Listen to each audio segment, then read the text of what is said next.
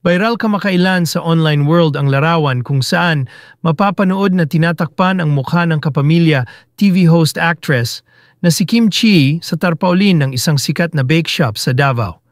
Ang naturang larawan ay ibinahagi ni Neil Sarao Paigalan sa kanyang Facebook page. Agad ngang umani ng samut-saring komento mula sa madlang netizens ang naturang pagtatakip ng mukha ni Kim at iniuugnay ito sa nangyari sa dating Pangulong Rodrigo Duterte. Matatandaang kamakailan lang nang kuyugin ang aktres ng bashers at taga-suporta ng dating Pangulo dahil sa kanyang naging opening spiel sa It's Showtime. Marami kasi ang nang-intriga at iniugnay ang salitang deserve ni Kim sa pagkakaaresto ng International Criminal Court sa dating Pangulo dahil sa kasong Crimes Against Humanity. Ngunit pinabulaanan naman ng dalaga ang kaugnayan ng kanyang spills sa pangyayari sa dating Pangulo at wala siyang pinariringgan. Nagsorry ang netizen na nagpakalat ng maling balita kay Kim at kasabay nito ang pagpapaalala ni Kim na ugaliin ang pagpa-fact check. Sa kabila nito, ayaw pa rin tantanan ng DDS si Kim Chiu. Galit na galit daw kasi ang mga supporter ni dating Presidente Rodrigo Duterte dahil pakiramdam nila nagpatama ang It's Showtime host sa spiel nito kamakailan lang dahil sa pagsabi raw ng deserve. Kahit nagpaliwanag na ang actress ay talagang kinukuyog pa rin siya ng mga ito. Isang emosyonal na Kim Chiu ang humarap sa kanyang mga tagahanga sa isang mall show sa Cebu City kahapon habang ipinapakilala ang kanyang pelikula kasama si Paolo Avellino. Sa kabila ng mga banta ng cancellation at panawagan ng boycott laban sa kanya, hindi napigilan ng aktres ang kanyang emosyon nang makita ang napakaraming tao na dumayo upang ipakita ang kanilang suporta. Dahil dito, inamin ni Kim na nag-alala siya kung may pupunta pa nga ba sa mall show nila. Ngunit sa kabila ng lahat ng pangamba, isang napakainit na pagsalubong mula sa kanyang mga tagahanga ang kanyang natanggap. Sa kabila ng matitinding pagsubok, patuloy na pinatunayan ni Kim Chiu na hindi siya matitinag, hindi lamang bilang isang aktres, kundi bilang isang taong may pusong nagpapahalaga sa pagmamahal at suporta ng kanyang mga tagahanga.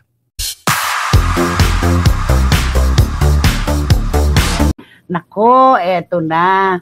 Alam mo naman, iboboycott daw ng mga DDS ang pelikula nitong si Kim Chiu at ni Paolo Avellino. Ano ang punto mo doon, Romel? Ay, ayan na naman tayo. Iyan sila na madaling magbigay ng mga ganyang komento, yung mga sinasabi nilang DDS na hindi naman natin alam kung sino talaga ang nagpasimuno ito mga to. Di ba yung pinupuntirya nila, dinidikit nila yung mga maling mga sinasabi, yung mga spill lang na ito. Nagsimula ito sa spill, di ba? Sa showtime na sinabi. Yan lang, ng ibang kahulugan. Ganito lang po yun, mga kapatid.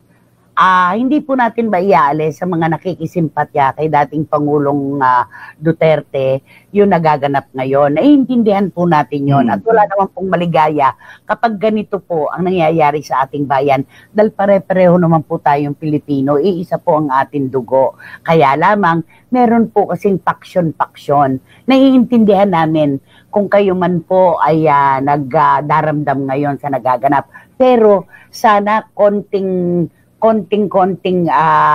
kapit naman po. Baka naman yung pagiging sensitibo nyo ay lumalabis na sa kailangan lang. Katulad yung deserve. Meron lang nagsabi ng deserve, sasabihin nyo na pinaringgan ang inyong kampo at ang dating Pangulo. Wag naman po sana kasi ganun po talaga ang buhay. Kung may A, may B. Kung may B, may A. Kung merong nasa kanan, meron din sa kaliwa. Ganun po talaga. Respetuhan lang tayo. Katulad ito, si Kim Chiu at saka si Paolo Avellino. Ano ang kasalanan nila para i-boycott ang kanilang pelikula? Di ba, Romel? Oo, di ba? Tapos sasabihin nyo, i-boycott po. Sandali naman po. Yung tao, sabi nga ni Kim, ano ba yan? Huwag niyo naman po akong isali sa mga ganyan kasi nagtatrabaho lang po ako. Di ba? Yung lagi sinasabi niya, wala. Knowing Kim, walang masama talaga sa kahulugan doon. Nagkataon lamang sila ni Bong Navarro ay nagbasa ng spills sa It's Showtime tungkol sa mga restbackers. Hindi po yan tungkol doon sa sinasabi ninyo na nagpaparinig. Huwag naman sana masyadong sensitibo. Wala po tayong mapupuntahan kapag ganyan na ang lahat ay pinepersonal natin. Di ba naman? Totoo.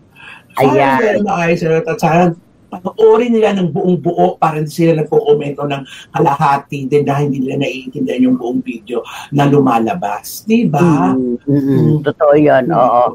At ito, konting hinahon naman, sana tayo, wag nang idamay ang Kim Pao. Deserve yung mga contestants ng TNT, hindi yun ex-president nyo. Pwede ba, sabi ni Boycie Quiragay. Ako parang naalala ko tuloy si Herminia Carrion, si Lulu Malig at saka si Iram Lia. I'm sure, nagpupuyos na naman ang mga damdamin nila dahil dito. Basta ganito na lang po yun. Total naman, kilala nyo naman si Kim Chiu. Hindi po siya papasok sa isang alanganin na ganito. Wala nga kakulay-kulay politika, di ba? Tapos ganon. Paranoia could kill. Huwag po tayong masyadong sensitive at tamang hinala, sabi ni Dan Clavesillas. Tama, hindi maganda ang paranoia. Huwag tayo maging paranoid. Kasi pagkaganyan po ng ganyan, wala na magiging positibo sa ating buhay. Lahat na lang ay negatibo. May marinig lang tayo na salita na medyo may kalugan sa kanila, bibirahin na agad ang personality, ganon. Wag naman. Lahat tayo nagkakaintindihan dapat. Iisang dugo tayo lahat ay Pilipino. Kaya wag naman. Yun lang yon, di ba naman? Nakakaano. Eto pa, sabi ni John, ibo-boycott ang pelikula na dahil lang sa salitang deserve? Paano yun? Parang hindi naman yata tama yun, di ba? Sabi ni John, oo. At para naman sa mga feeling nila ay hindi pa dumarating ang tamang panahon para sa kanila. Ang masasabi namin, deserve. Wait, di ba ako tapos? Deserve niyong rumesbak sa buhay! Yes, that's so right! Tulad ng ating Grand Resbackers na deserve nilang mahangaan sa kanilang giting at ang huhusay naman kasi yung laban kahapon. Sobra. Sorry ka ayo, nahilak ko. Alam, hilak mo sila. Ay ka nang, diri ba ako nagsugod magkuan? Diri ko nag-audition sa kuan sa PBB. Dito, nagtambay magugo sa likod niya. Dito, marag nibalik to ng memories. Bahala, 19 years naman tag-artista ani, oy. I-bash-bash dayon. Nadili man tinuod. Ingnon na, dili na ko na matanaw sa salita. Pero tinuod, hadlok ba ako kay mag-mall show gani. Pero yung ko, dili man siguro ko i-fail sa ako mga kababayan.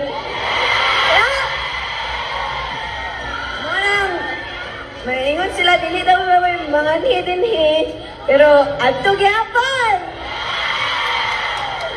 Pero salamat kaayo, pasensya na siya kamarag, nag-nostalgia jud ko. Pero, mukhang ta pa makugusta. Okay pa rin nyo?